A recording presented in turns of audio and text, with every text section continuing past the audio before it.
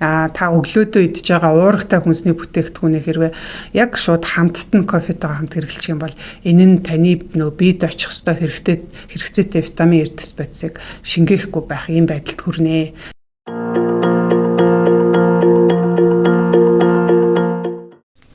За бичлэг хүрж байгаа энэ өдрийн мэндийг хүргье. За өнөөдөр би бас нэг чухал сэдвийн талаар та бүхэндээ ярилцах гэж байна. Энэ нь өглөөний хоол. За тэгэхээр зарим хүмүүсийн хувьд бол өглөөдөө тодорхой юм хоол идээд эсвэл цай уугаад гардаг. Гэтэл зарим хүмүүсийн хувьд бол энэ тал дээр учир дутагдaltaй байдаг. За мөн өглөөний хоолтон дээр им нийтлэг гаргадаг алдаанууд байдаг. За та бичлэгээ дуустал нь үзээрэй. Тэгэхээр миний ярих энэхүү алдаануудаас та алийг нь гаргадаг вэ? За ер нь өглөө юм мэдэж гарах нь ер нь чухал. Ер нь өдрийн хүн 3 удаа алдаг гэж үзэх юм бол өглөөний хоол нь хамгийн чухал байж чадах уу? Та ер нь энэ талаар юу гэж бодож байгаа вэ? Бодлоо бас комент хэсэгт бичээрэй. За тэгэхээр миний хувьд бол шимт ижил судлаачийн хувьд өглөөний хоол бол заавал хүн хооллох ёстой хамгийн чухал хоолны нэг гэж бол үздэг. Хэрвээ та биеийн хүчний ажил хийдэг бол эсвэл оюуны ажил хийдэг байж болно шүү дээ, тийм ээ. Тэгэхээр ер нь ачаал даадаг байхын тулд ер нь өглөөний хоолыг заавал ууж идэж явах хэрэгтэй. Тэгэхээр учир нь хүн хэрвээ өглөө хоол идээд гарах юм бол тухайн хүний стрессийн даавар болох кортизолын дааврын хэмжээ тодорхой хэмжээгээр буураад аз жаргалтай байхад ялгардаг тэр даавруудын хэмжээ бол ихсдэг. Тэр утгаараа та өдрийн туршдаа эрч хүчтэй тавьсан зорилгодоо хүрэх ийм бүрэн боломжтой болно. За өглөөний цайгаа олигтой уугаагүй эсвэл ер нь уугаагүй ийм хүмүүс бол өдрийн хоолн дээрээ за бүр оройны хоолн дээрээ буруу сонголт хийх гэдэг. Тэгэхээр буруу сонголт гэхээр хит хүнд хоолыг идэх, нэг дор хит их идэх гэх мэтчлэн ийм хандлагатай байдаг. За мэдээж нэг удаа та нэг өглөөний цай хоол идэхгүй өнгөрлөө гэд таны биед бол нэг мэдэгдэх өөрчлөлт гарахгүй л ах л та. Гэтэл та ингээд удаан хугацаагаар хэрвээ иймэрхүү байдалд амьдралын хэм маягтай яваад ах юм бол явандаа мэдээж таны ходоод гисний үйл ажиллагаа хямрна. За зөвхөн ганцхан ходоод гис гэхгүй ерөөсөө л эрүүл мэндийн маш олон асуудал үүсэх үндсэн шалтгаан. За цаашлаад ер нь таны нойрсолт ямар байх вэ, сэтгэл санаа ямар байх вэ гэдэг нь шууд холбоотой болж ирдэг.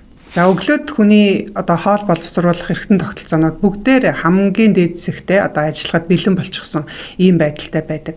Тэгэхээр бид нэр өглөө хоол идэх юм бол таны идж байгаа хоол хүнс бүрэн боловсрно. Дээр нь тэр хоол хүнстэй чинь хамт ороод ирсэн шимт хичээлийн олон бодисод байгаа шүү дээ. Тэгэхээр тэр бол таны биед бүрэн шингэх юм тата нөхцөл тата орчин бол бүрддэг. Тийм учраас өглөөний хоол бол таны хоол боловсруулах эргэтэн тогтолцоо ямар байх вэ, яаж ажиллах вэ гэдгийг хариуцдаг хамгийн гол хооллын нэг болж ирж байгаа. За тэгэхээр өглөө бидний ходоодноос ялгардаг шүүрлүүд, элэг зүснөөс ялгарж байгаа шүүрэл, нойр улчирхаан шүүрэл, за цаашлаад бидний гидсний орчин хэвийн ажиллах, өтгөн хатахгүй байх гэдэг энэ олон процесс хэвийн явагдахад бол өглөөний цай маш чухал үүрэгтэй. За тэгээд өдрийн туршдаа бол бидний хоол боловсруулах шүүрлүүд маань баг багаар багассаар агаад ер нь орой 18 цагаас эхлээд ер нь бол тэр шүүрэл ялгаруулалт нь бол бөөрч багассан байдаг. Тэгэхээр тэр үед нь хэрвээ та хамгийн өдрийнхөө хүнд хоолыг махан хоолыг тэгээд дээр нь хэмжээгээр идээд шингээгүй байхад нь хэрвээ та орондоо орчих юм бол яг хөө таны хоол боловсрох явцсан доголдохоос гадна энэ нь таны нойрсолт чинь бол шууд нөлөөлнө. Тийм учраас та ходоод гиснийхаа яг өөрийнх нь идэвхтэй ажилдаг энэ цагт нь буюу өглөөнийхөө хоолыг өглөөнийхөө цайг бол маш чанартай идэж ууж явах хэрэгтэй. Та хамгийн өдрийнхөө хүнд хоолыг тэгэхээр өглөөний хоолоо та ер нь хизээ идэх вэ гэхээр за та эрүүл байгаа бол мэдээж босчоод өөрийнхөө боломжтой цагтаа хоолоо идэх тохиолдолд нэг асуудал үүсэхгүй. Хэрвээ танд ходоод гисний ямар нэгэн асуудлууд, сөөргөө, ходоодны асуудал, элэг зүсний асуудал айл хэдийн үүсчихсэн юм байгаа бол ер нь сэрснээс хойш 2 цагийн дотор бол заавал өглөөнийхөө унд хоолыг идэж ингээд өөрийнхөө ходоод гисийг ажиллуулж явах хэрэгтэй. Тэгэхээр бид нар бол 7 цагт сэрдэг хүн бол 9 цагийн гихтэл тэр хооронд бол хоолоо идчихсэн юм байх нь тийм ээ. За тэгэхээр нөгөө талаар бол өглөөний хоол бол биднийг ер нь бол эрч хүчээр хангадаг гол энергийн өгөх үсэр болж ах хэвээр. Тэгэхээр бид нэр энерги хоол хүнснээс авдаг юм чин ямар хоол идвэл биднэрт илүү эрч хүчийг өгөх вэ гэдгээ бас бодолцох хэрэгтэй. За тэгэхээр хүмүүс ихэнхдээ өглөө юу идээд байна вэ? Та ер нь өглөө юу иддэг вэ? Өглөөнийхөө идж байгаа өглөө одоо иддэг тэр зүйлээ комент хэсэгт бичээрэй. Яг ямар хуу юм идэж гин тийм ээ. Ямар хүнсний бүтээгдэхүүнийг сонголтыг идэж гин. Тэгэхээр одоо бүгдээрээ өглөөний хоолндоо ер нь ямар хүнс хэрэглэх нь илүү зохистой талаар ярья. За бид нэр одоо олонх маань монголчууд ер нь өглөө юу иддэг вэ? За ер нь бол ихэнхдээ аль болохоор шингэд сайтай гэдэг утгаар нь хүүхдийн будаа те каш гэж ярьдаг штэ те хүүхдийн будаа каш. За тэгээ сүтэ будаа одоо шар будаа чанаад. За мөн зарим хүмүүс нь болохоор гурвалжин будаа тэгээд лавиос гэдэг ингээд ерөнхийдөө дандаа үр будааны төрлийг сонгож хэрэгэлдэг, түлхүү хэрэгэлдэг. Тэгээд тэрэн дотроо юу хийсэн байдг вэ гэхээр сүү хийгээд за тэгээд амтын сайжруулах зорилгоор чихэр яотон хийчихсэн байдаг тийм ээ. За залуу хүмүүс нь болохоор өглөөдөө ингээд хоол хийж чадахгүй, амжихгүй яарад байгаа гэдэг утгаараа одоо энергийн бар гэдэг одоо бид нэр их хэрэгэлдэг болчлаа. За янз бүрийн одоо хатаасан тэгэл самар тэгээд одоо хатаасан жимснүүд орсон тиймэрхүү байдлаар яг үйлдвэрийн ийм одоо юг бэлтмэлийг баарыг бол идэж байна. За зарим нь болохоор маш хурдан ингээд болчдөг. Усан дотор халуун усан дотор хийгээд юм уу ингээд усан дотор хийгээд дэвтэнгүүд за нэг 3 минутын дараа гихтэл зөөлрөөд идэж болдог нэг иймэрхүү шууд өглөө одоо хэрглэж болохоор иймэрхүү боловсруулалт хийгдсэн хүнсийг бол хэрглэж байгаа, түлхүү хэрглэж байгаа. Тэгэхээр бид нар энэ дээр юу байна гэхээр ер нь бол нэгдүгээр цаг завгүй гэдэг утгаараа аль болохоор хагас юм боловсруулсан хүнсний бүтээгдэхүүнүүд бол идээд байгаа. Тэгэхээр энд бол нэг сул тал байгаа. Мэдээж өөрөө яг те хоолой чанаад буцалгаад гэдэг чинь доотлол нэг 10 минут 15 минут гэд хугацаа орно шүү дээ. Гэтэл ерөөсөө нэг 3 минутанд халуусанд дэвтэгээл идчихдэг иймэрхүү өмнө нь үйлдвэрийн дамжлагаар тодорхой хэмжээний боловсруулалт хийгдсэн ийм одоо өглөөний сериал гэх мэтчлээ ийм зүйлийг бол их хэрэглээд байгаа. Тэгэхээр чанахгүйгээр бол шууд дэвтэгээд ингэж хэрэглэж байгаа. Тэгэхээр энд бол цаг хугацаа хэмнээд байгаа юм шиг боловч нөгөө талдаа бол бас цаана нь бидний юу явагдаж байдаг вэ гэдгийг мэдэж авахын тулд ер нь хоол хүнсний дотор байгаа тэр одоо шимт хижээлийн боцоодоо бодоод үзье л да. Тэгэхээр хэрвээ бид нар иймэрхүү хөнгөн хитрхи одоо каш часан будаа гэх мэтчлээ иймэрхүү хоолоор хооллох юм бол ер нь хоол бол маш хурдан хотоодын дотор чинь эн чинь бол ихэнх нь дандаа энгийн нүүрс ус явж байгаа. Тийм учраас хурдан боловсрдог нүүрс ус учраас та одоо эзнээс хойш нэг их удалгүй цагийн дараа гэхтэл өлсөх мэдрэмж бол төрнө. За тэгэхээр мэдээж ажил хийж байгаа хүн суралцж байгаа одоо сурагчид оюутнууд маань өлсөд байх юм бол мэдээж тэр нөгөө оюуны чадамж те тэр бүтээмж нь бол мэдээж тодорхой хэмжээгээр багасна штэ. Тэгэхээр бид нэр хитрхи юм энгийн одоо нүүрс ус хэрэглээд байх нь өөрөө бол цаана бид нар нөгөө бусад хоол хүнснээс авах тэрхүү яг юм бүрэн бүтэн цогц тэнцвэртэй юм хоолтойхаа байдлыг бол хангаж чадахгүй болчиход байгаамаа. За тийм учраас бид нар одоо яг иймэрхүү байдлаар жишээ нь хүүхдийн будаа ч юм уу каш сонголоо гэхэд аль болохоор тэр сонгож байгаа үр тариа нь болохоор бүхэл бүрийнх байвал их зүгээр. За тэгэхээр бүхэл үрийнх байна гэдэг маань илүү одоо нийлмэл нүүрс ус буюу таны биед ороод эргээд тэр нь цаашлаад одоо глюкоз болоод задрах хүртлээр тодорхой хугацаагаар одоо бид урал явагдчихээж задрахад өөрөө тодорхой хугацаа ол зарцуулдаг ийм одоо бүхэл үрийн гаралтай юм хүнсний бүтээгдэхүүнээ сонгож хэрэглэж байвал илүү дээр байдаг. За тэрнээс гадна одоо хамгийн чухал нь юу байгаа вэ гэхээр хэрвээ та хоолоо илүү чанартай өглөөнийхөө хоолыг илүү чанартай болгоё гэх юм бол таны хоолнд өөр бусад нөгөө шимт хижээл болох эслэг уураг одоо өөх тос гэдэг эдгээр нь бол заавал орсон байхаар бодолцож та хүнснийхээ бүтээгдэхүүнийг сонгуул их зүгээр байдаг. Тэгэхээр эслэгтэй хүнс гэдэг чинь болохоор өөрөө энэ маань нийлмэл нүүрс ус болчихж байгаа. Тэгэхээр хурдан таныг өсгөхгүй гэсэн үг тийм ээ. Тэгэхээр таны одоо ходоод гидсний үйл ажиллагааг хэвийн болгоод за нөгөө өтгөн хатдаг хүмүүс бол одоо эслэгээр баялаг юм хүнсийг бид нэр идэх юм бол илүү одоо тэр одоо өтгөн хэвийн гарах ийм нөхцөл нь бол бүрднэ. За тэгэхээр уургатай хүнсийг бол бид нэр орхитуулах хандлагатай байгаа. Тэгэхээр уургатай хүнс хэрвээ та өглөөдөө сайн идэх юм бол барагтаал бол одоо өдрийн хоол хүртэл өлсөхгүй, одоо өглөөний хоолноос өдрийн хоол хүртэл нэг шиир зугаа нэг юм бичээ идчихмээр санагдал, нэг шиг одоо боо идчихмээр, борцог идчихмээр санагдал ингээ яваад байна гэдэг чинь та хитрхи хөнгөн хоолчихсан байгаа учраас та өсөөд байна гэсэн үг. Таны бие дахиад одоо нөгөө глюкоз чинь тийм ээ хитрхи өссөнөө буцаад унжиж байгаа учраас ингээ ирч хүч дутагдаад та дахиад юм идмээр санагдана. Хэрвээ та өглөө уурга орсолцсон ийм хүнсний бүтээгдэхүүн идчих юм бол үл даах чадвар нь илүү сайн болоо. Өдрийн хоол хүртэл заавал юм идэхгүйгээр ингээд явах боломжтой болно. За тэгээд мэдээж заавал тодорхой хэмжээтэй амьтны гаралтай ч гэнэ үү, ургамлын гаралтай ч гэнэ үү, өөх тос оролцсон ийм хоол идвэл зүгээр. Тэгэхээр өөх тос гэдэг чинь өөрөө бидний энергийн ялангуяа удаан хугацаагаар бид нарыг ирч хүчтэй байх тэрхүү энергийн одоо их үүсвэр болж байгаа. Хэрвээ та одоо энгийн нүүрс ус нөө каш талах борцог бичээний идэх юм бол энэ бол богино хугацаанд таныг ирч хүчтэй байлгаад байж чадах ч гэсэндээ удаан хугацаанд бол та буцаал ирч хүчээр бол дутагдана. Харин хэрвээ та зөв өөх тосоо, санаа өөх тосоо авчдах юм бол энэ нь танд илүү ирч хүчтэй удаан байхад бол туслана. Тэгэхээр та аль болохоор эслэгтэй, уургатай, сайн өөх тостой ийм хоол хүнсийг бол хэрэглэнэ. За тэгэхээр эслэг гэхээр бид нөгөө түрүүний яриад байсан бүхэл үрийн үр будаа маань нэг төрлийн эслэг болж байгаа шүү дээ. Тэгээд дээр нь бас бид одоо дандаа тэр үр тарианаас эслэг аваад байх биш. Нэмээд бас бид ногоо тийм ээ хүнсний ногоо тэгээд жимсгнээсээ бас эслэг авч ивэл их зүгээр байдаг. За тэгэхээр ийм тэнцвэртэй одоо яг өлсгүй таныг ирч хүчтэй байлгах хооллолтын хүнсний бүтээгдэхүүний хувилбарууд нь бол олон байж болно. Тэгэхээр мэдээж таны өөрийн хаана амьдарч байгаа, таны одоо тухайн тэр хүнсний бүтээгдэхүүнийг хэдэн төгрөгөнд төсөөлж болох вэ гэдгээс хамаарат мэдээж сонголтууд нь харилцан адилгүй байх бах. За тэгэхээр бид нар жишээ нь бүхэл үрийн үр будаага юутай хэрэглэж болох вэ гэхээр хамгийн одоо түгээмэл монголчуудын хэрэглэдэг хүнсний бүтээгдэхүүн бол одоо өндөг байгаа шүү дээ, тийм. Тэгэхээр бид нар өндөгтэй хамт хэрэглэж болно. За тэгээд мэдээж тэн дотор бол сайн өөх тосоо нэмья гэх юм бол бид нар шар тос нэмж болж байна, цэцгийн тос нэмж болж байна. За амьтны гаралтай биш, ургамлын гаралтай гэх юм бол бид нар кокосын тосыг бол нэмж болж байна.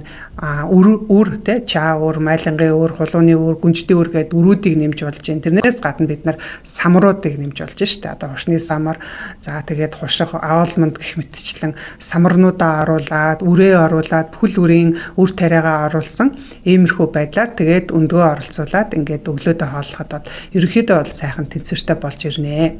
За тэгэхээр түрүүний хэлээд ирсэн үйлдвэрийн аргаар боловсруулсан энергийн баар гэдэг энийг та өөрөө гэртээ бэлтгэхэд бол маш амархан шүү дээ. Ер нь бол одоо сошиал орчинд YouTube дээр бол яг ийм гэртээ хийж болох энергийн бааруудыг жоор бол бичлэгүүд бол түмэн янзаараа олон янзаараа байгаа шүү дээ. Тэгэхээр ер нь бол одоо бид нэр гурвалжин будаага ашиглаад тийм ээ тэгээд эсвэл авиас гэхдээ авиас нь бүхэл ийм авиастэй тийм одоо бүр нэвс болцсон нунтгалцсан биш ийм авиасаа ашиглаад эдгээрийгээ үр самартаа хольж агаад тэгээд дотор нь бол жоохон одоо сүү хийгээд юм уу те тэгээд юунаасаа хийгээд үр самарнаасаа хийгээд тэгэл гэрийнхэн шаршуугэнд болгочиход эн чин энергийн баар болчихно. Тэгэхээр та өөрөө гэртээ баталгаатай ийм хүнсний бүтээгдэхүүнээр өөрөө бас өглөөнийхөө ийм бэлэн одоо хялбар хийж болох хүнсний одоо сонголтоо бэлдэж болно. За өглөөдөө ер нь бол эслэгийн гэхээр хүмүүс бас жимс идэх гэдэг. Тэгэхээр жимс гэхээр одоо банан, алим гэл ингээл нэрлэн штэ бид нар. Гэхдээ энэ нь бол бас дэмж оновчтой сонголт болохгүй байдаг. За яагаад тэгэхээр бид нар жимс гэдэг бол одоо жишээ нь жимсээ ингээд шахаад шүүс гаргаад уудаг ч юм уу эсвэл жимсээ идлээ гэхэд тэн дотор бол их хэмжээгээр одоо фруктоз, глюкоз агуулгадж байгаа. Тэгэхээр таны цусан дахь глюкоз бол хит одоо огцон өснө. Тэгсэн шигэ таны инсулин бол мөн адилхан огцон өсөөд тэгээ эргээд буцаад одоо маш амархан буучдаг. Тийм учраас бид нар яг уу гэхээр яг ийм жимс гэхээсээ илүү яг ойн жимс гэн тэ нэрс айнс одоо юу гэдэг лээ. Одоо Монголын одоо байгальд маань ургадаг ойн жимснүүдээ бид нэр хэрвээ ашиглавал олон давуу талтай. Өөрөөр хэлбэл жимс биш жимсгнийг аль болохоор өглөө идвэл нэгдүгээр сахар одоо найрлага нь бага орцтой байдаг учраас таны цусан дахь глюкозыг хит өсөхгүй. Тэгээд нөгөө талаар гэх юм бол их өндөр эслэгтэй байдаг. Тийм учраас ойн жимс оролцуулбал их зүгээр байгаа. За тэгэхээр ер нь бол та өглөө яг ямар хүнс идэж гин гэдгээ бичээрэй. Хэрвээ та өглөөдөө юм идэхгүйгээр үлгэн гараа явдаг бол комент хэсгээр бас хасах гэд одоо тэмдэг тавиараа. Ер нь энэ бичлэгийг үзэж байгаа хүмүүс маань хэр зэрэг өглөөний хоолнд ач холбогдол өгдөг вэ гэдгээ бас нэг хараад авчиа. За тэгэхээр өглөө та бүхэл өрөөд байгаа те. За тэгэхээр бид нэр бүхэл өрөөдөө гурвалжин будаа, ногоон будаа байна. За соба будаа гэдэг штэ. Тэгээд бор гурвалжин будаа. За тэгээд киноа будаа гэдэг ер нь шар будаа, овиас гэдэг эдгээрийг юу агаад буцалгаад дотор нь одоо тосоо хийгээд, давсаа хийгээд юм будааны агшаамал бэлдээд за хажууд нь одоо бид нар талах борцог гэж итгэхээ оронд аль болохоор уурахтай хүнс гэвэл бид нар юу хэрглэж болох вэ гэхээр өндөг те өндөгний омлет байж болно. Өндгийг бас ингээд хуураад юутэйгээ улаан лойлтойгоо хуураад ийм хуурсан өндөг байж болж байна. Өндөгний оромог байж болж байна. За тэгээд өөр одоо илгэний нухш бол өглөө хамгийн одоо сайхан ийм сонголт болдог. За тэгээд стүүжин буюу одоо царцмаг байна штэ тий. Тэгэхээр энэ царцмуудыг хэрглэж болж байна. Эсвэл та зүгээр ер нь үхрийнхаа махыг үхрийнхээ хилийг зүрх одоо бусад дайвар одоо балынхаа таван цулыгаа чанаад тэдгэрийгээ сайхан зууш бэлдээд за мөн ногооныхаа зууштай ингээд холиод идвэл эн чин таныг нөгөө эрч хүчээр хангах, үлийг маш сайн даах, тэгээ дээр нь тэр ходоод гисийг цочроохгүй байх нэг ийм өглөөний хоол болж байгаа. Тэгэхээр бид нэр заавал одоо зайдас одоо шарж идэхгүйгээр, каш хийж идэхгүйгээр, бов борцог идэхгүйгээр хооллох ийм боломж бол байгаа. За тэгээд ер нь бол бас нэг чухал юм бол өглөө хүмүүс нэг хоол идэхээс зарим хүмүүс татгалзаад байдаг.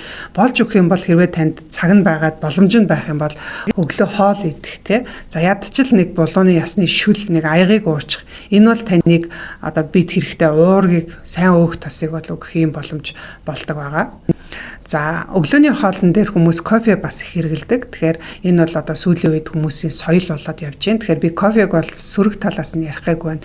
Кофег ууж болно. Кофе бол тодорхой хэмжээгээр бас цөсийг хөөж өгдөг учраас ер нь бол кофе уусны дараа гиз сулраад ингээд өтгөн сайн гарах ийм тал бол байдаг. Гэхдээ кофег бид нар яг өлөн дээрээ юм уу эсвэл нүүрс ус голдоо энгийн нүүрс ус голдоо хоолцсон үедээ идэх нь бас нэг тиймч тохиромжтой биш байгаа. За бас нэг хүмүүсийн нэг түгээмэл одоо мэддэггүй нэг алдаа нь болохоор одоо өглөө махан одоо хүнсний бүтээгдэхүүн идчихэд одоо жишээ нь илгэний нухш идчихлээ гэж бодъё л да. Тэгэхээр тэр илгэний нухшин дотор эсвэл бидний идсэн одоо чээж мах ч юм уу те дахины цээж мах үхрийн мах байлаа гэж бодъё. Тэгвэл тэр хүнсний бүтээгдэхүүнд чи юу байгаа вэ гэхээр төмөр агуулгадж байгаа. За тэгээд бидний бид хэрэгтэй нөгөө B12 витаминууд маань баялаг байгаа. Тэгэхээр хэрвээ та өтгөн одоо кофег махан бүтээгдэхүүнтэй хамт хэрэглэх юм бол за тэр кофеин дотор за зөвхөн кофеч биш яг нөгөө байхуу цай гэж ярьдаг шүү дээ хар цай. Энэ хар цайн дотор кофеин дотор агуулгадаг танин гэд бодис байдаг. За энэ танин гэд энэ бодис нь болохоор махан хүнсний бүтээгдэхүүн дотор агуулгадах.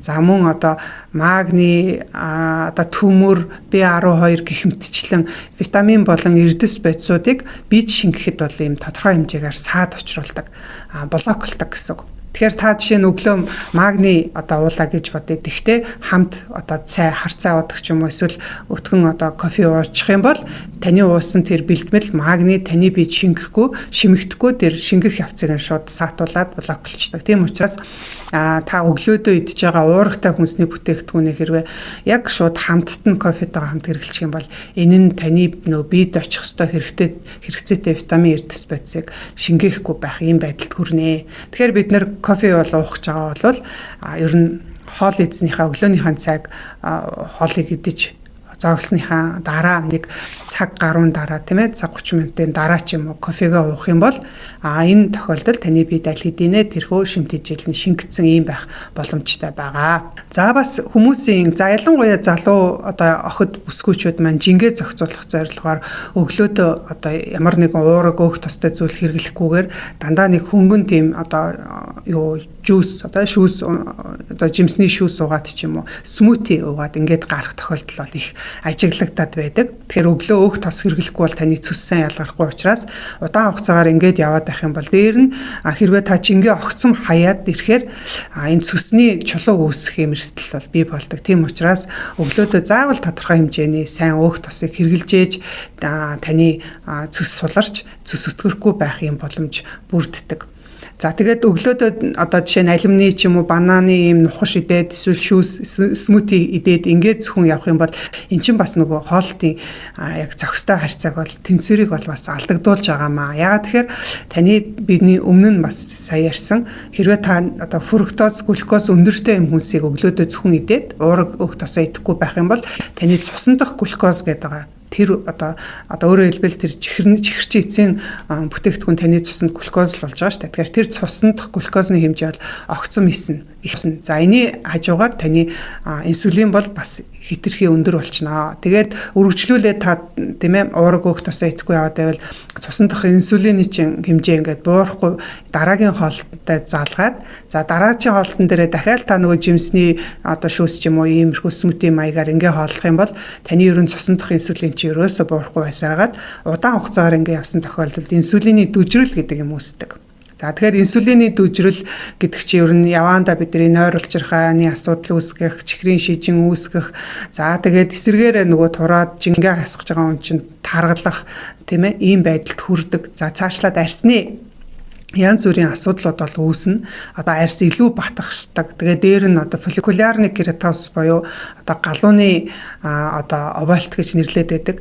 Зарим одоо эмэгтэйчүүдийн хувьд бол энэ гарын энэ хэсгээр тийм ээ гойны хэсгүүдээр нэг юм бэржгэр одоо хүн даарах үед арьс ингээд өрвичдэг шиг байнгын тийм одоо арсны тийм өрвөлт одоо фолликулярны кератоз гэдэг ангаах ухаанд бол нэрлэдэг байгаа. Тийм байдал бол үүсдэг. Тэгэхээр энэ бол юуг харуулж юм гэхээр танд бол инсулины дүжрэл үүссэн байна. Та хэтэрхий одоо өглөөнөөс ахуулаад дандаа ийм фруктоз, глюкоз гололсон хүнсний бүтээгдэхүүн хэрэглээд ерөөсөө нөгөө тэнцвэрээ алдаад байна гэдгийг ойлгож эндээс бол засах хэрэгтэй болно. Тэгэхээр энийн оронд бид нэр юу хэрэглэж болох вэ гэхээр би өглөөдөө одоо тэр ногооны шүүс юм уу смути хэрэглэхийг бол хүмүүс ер нь зөвлөдөг. Тэгэхээр дотор нь юу хийж болох вэ гэхээр бид тэгэхээр бууцаагаа хэрэглэж болж байна. Шинцаа гэдэг нэг гайхалтай сайхан ногоо байгаа шүү дээ. Тэгээ шинцаа хийж болж байна. За ногоон алим, тэгээд авокадо гэх мэтчлэн. За тэгээд нэмээд дээр нь юу хийж болох вэ гэхээр нөгөө навчит ногоонуудаа ногоон рукола, арикула гэдэг одоо тэднийг хэрэглэж болохоос гадна нөгөө ойн жимсээ бас нэмээд өгчөж болно. Тэгэхээр ойн жимс илүү эслэгтэй болгож өгнө. Тэгээд сахарын хэмжээ нь бага мөртлөө тодорхой хэмжээгээр тэр смутиний ногооны шүүсний амтыг бол улам гоёлгаад уух туршлыг бол улам идэх туршлыг улам нэмэгдүүлээд байгаамаа. За ингээд ерөнхийдөө өглөө юу идэх вэ гэдгээ багч гэсэн ойлголт авсан байх гэж бодож байна. Тэгэхээр өглөөний хоолндоо бас бидний нэг гаргадаг алдаа ерөнхийдөө бас анхаарах ёстой зүйл бол яг хизээ тийм ээ өглөө хооллох вэ гэдэг юм асуудал байгаа. Тэгэхээр хэрвээ та өглөө одоо орой тийм ээ хитрхи хүнд хоолчихсан эсвэл орой хитрхи оройтуулж хоолчихсан байгаа бол өглөө босгоод танд өлсөх мэдрэмж бол төрөхгүй юм байдалтай сэрээд тэгээд нөгөө өлсөөгүй гэсэн мэдрэмжээрээ та шууд өглөөний цайгаа шууд алгасаад ингээ явчих юм хандлагатай байдаг. Тэгэхээр ер нь бол оройны хоолоо аль болохоор арай хөнгөндөө идээд тэгтээ хөнгөн гэдэг маань дандаа нэг жимс идээд гэсэн үг биш. Нөгөө нэг тэнцвэртэй харьцаагаа бодоод сайн өөх тоос одоо уураг оролцсон иймэрхүү байдлаар хооллолцоод гэхдээ хит орой биш хит хүнд биш ингээ хоолчих юм бол өглөө босоход таны ходоод хоржигнсан байдалтай одоо өлсөх мэдрэмжтэй төрнө одоо босно. Тэгээд та өглөөний цай одоо өглөөний хоолоо идэхэд бол бүрэн одоо бэлтгэгдсэн. Тэгээд таны ходоод гидсний ялгардаг шүрлүүд маань бүгдээрээ сайхан хоолоо боловсруулахад бэлэн болчихсон ийм байдалтай бол босч ирнэ. За тэгээд сүүлийн нэг одоо өгөх зөвлөмж нь болохоор өглөө хоол идэхээс өмнө 30 минутын өмнө заавал нэг аяга бүлээн ус ерөнхийдөө биеийн температурын ойролцоо юм ус уугаад тэгээд 30 минутын дараа өглөөний хоол цайгаа идэхэд бол ер нь бол хамгийн одоо тохиромжтой ийм ходоод гидсээ бэлтгэсэн ийм байдал бол бий болно. Тийм учраас өглөө хоол идэхээсээ өмнө нэг цагийн 30 минутын өмнө та нэг аяг ус уугаад халуун бүлээн дүү ус уугаад ходоод гидсээ сайхан сэргээчээд тэгээд өөрийнхөө бэлтгэсэн тэнцвэртэй зохистой хооллоорой гэж та бүхэнд хүсмээр байна. За ингээд дутхгүй дараагийнхаа зөвлөгөө бичлэгээр уулзцгаая. Ходоод гидсээ эмгүү ангаацгаая.